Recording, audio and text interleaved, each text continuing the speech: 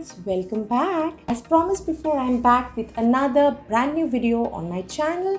So today I'll be doing a watercolor portrait and I'll be using a reference photo for my portrait. I'll be attaching the reference photo in the screen as well. I hope you can see it here. This is the photo of my husband. So I will be drawing him today.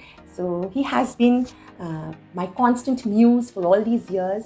So he will continue to be for all the coming years. So let's see how I draw him today. So please be with me. Let's see how I paint him today. I will try to make it as informative and descriptive as possible. So this is going to be a tutorial video. So I hope you will like today's video. So please be with me and please watch the full video. So without wasting any more time, let's jump right into the video. To create your own watercolor portrait, first of all you will need some watercolor paints. You can use any professional watercolor tubes as they dry to give really bright saturated colors. For today's painting I am using watercolor tubes from Faber-Castell. Coming to the brushes, any brush that has a tip that tapers to a fine point works well for all the details needed for a watercolor portrait painting. It's good to have at least a few different sizes. I swap between these brushes while I paint. And yes, for the paper I am using Brustro 300 GSM cold pressed paper.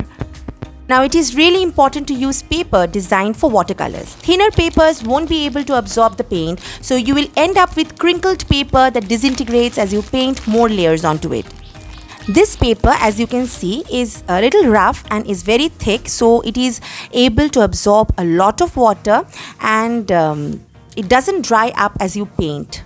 Before you start painting, it is very important to spend some time choosing a good reference photo. The photo should be a good quality one. Good quality doesn't necessarily mean you need to use a DSLR. The subject's face should be big enough to see the details without the image looking blurry.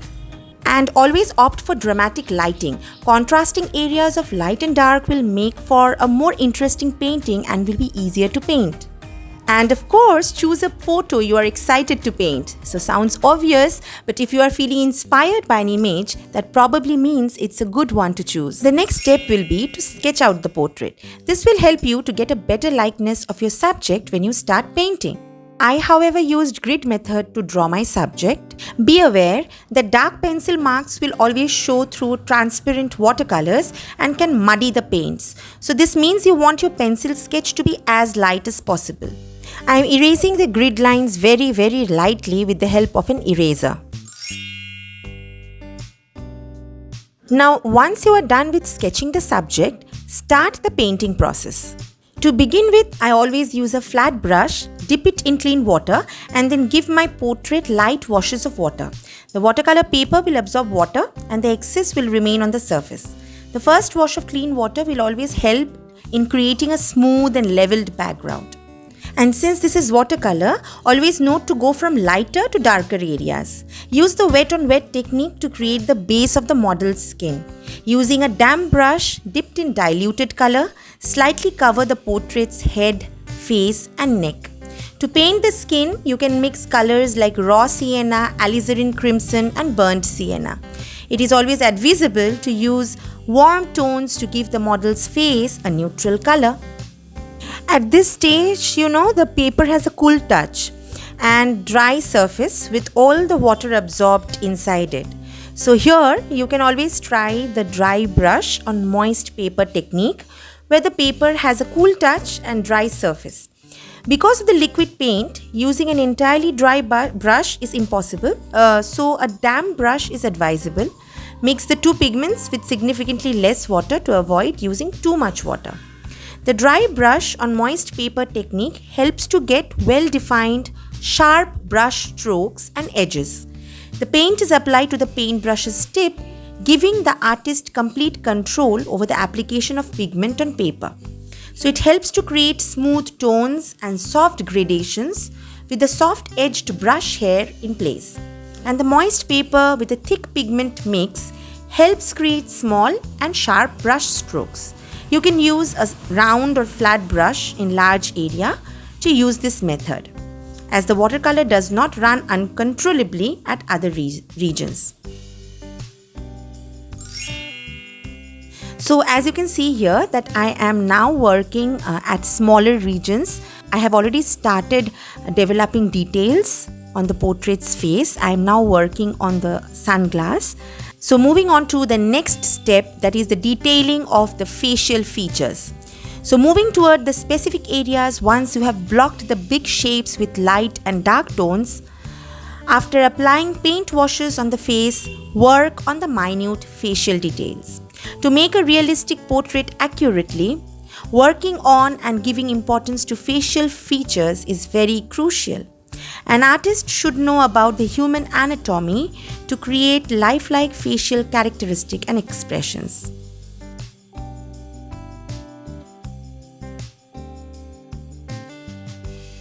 I will be using a detail brush for the eyebrows. Thankfully, I won't be having to work with the eyelashes and eyeballs because he's wearing sunglasses here, but I will have to work with the stubble that he has in the photograph. So I'll be using a detailing brush to develop the stubble on his chin, on his cheeks and chin. So I will go from light tones to a darker range, keeping tonal values in check. The light and dark transitions make a pleasing and appealing view to the audience.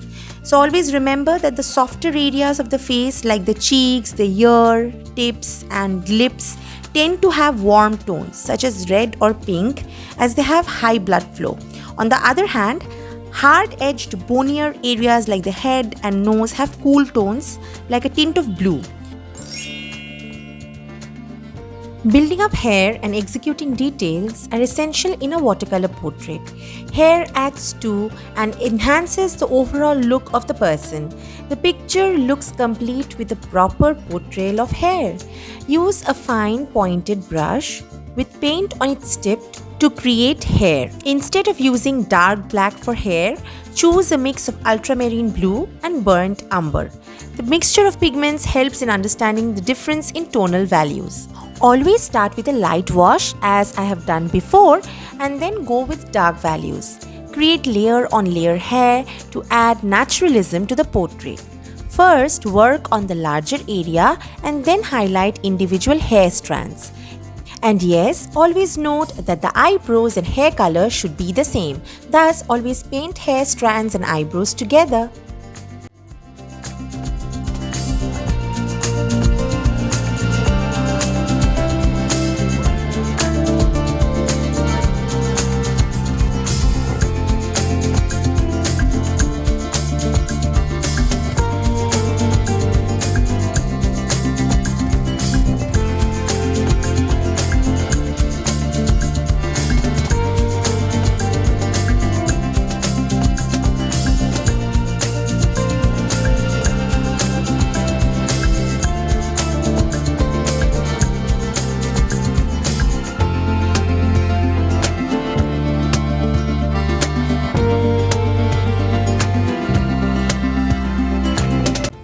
Keep adding more and more layers to darken the painting.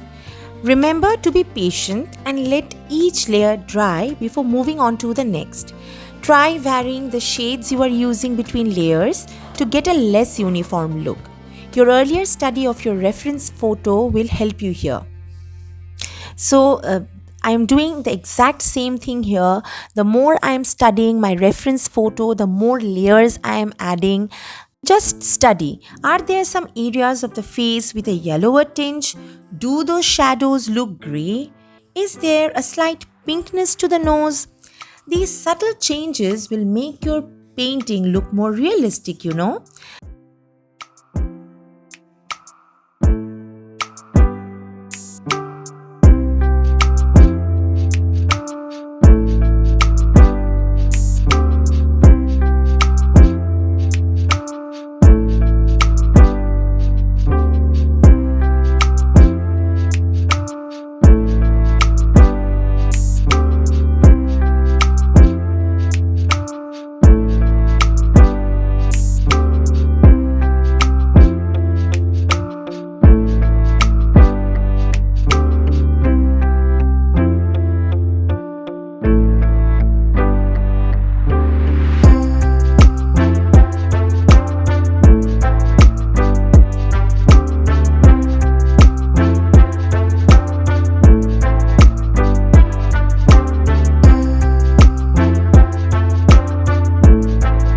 next step would be to work on the background.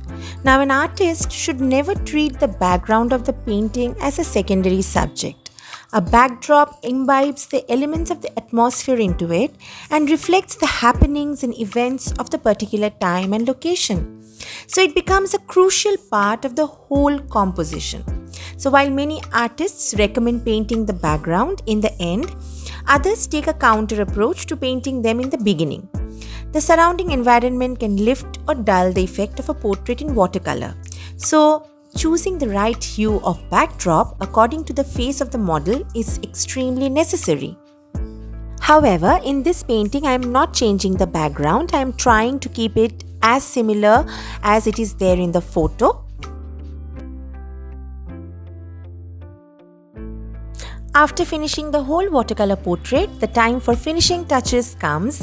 To finalize your painting, review your reference photo and observe all the shadows, shades, tones and highlights again, and make modifications and alterations to the portrait if there are any shortcomings. Though watercolor portraits are a tricky art genre, one can get exceptional results with regular practice and determination. All you need to do is follow the step-by-step instructions, be patient and enjoy the process. Watching online videos and art tutorials like this and taking expert advice can also give you a meaningful direction. You can excel in watercolor portraits with your constant efforts in the proper guidance. After consistent attempts, you will gain confidence and create lively and natural illustrations.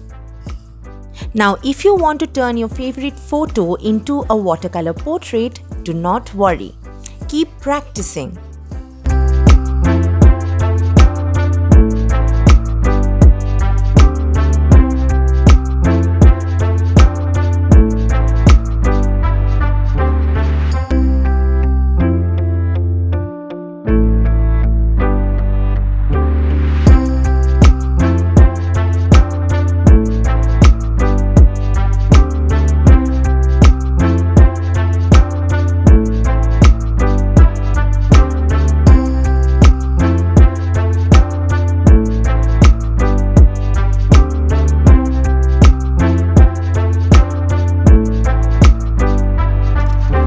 Hey, tell me, how did you like today's video?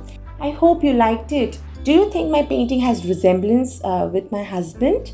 If you think the demonstration was pretty close to the original photo, then please hit the thumbs up. Please motivate me so that I can continue painting, because you know it is very, very important to stay motivated to continue your drawing journey.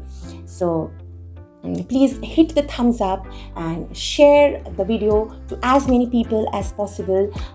Please like, share and subscribe to my channel, and please continue motivating me. And I will meet you again in my next video. Until then, keep painting and keep enjoying your art journey. Bye-bye.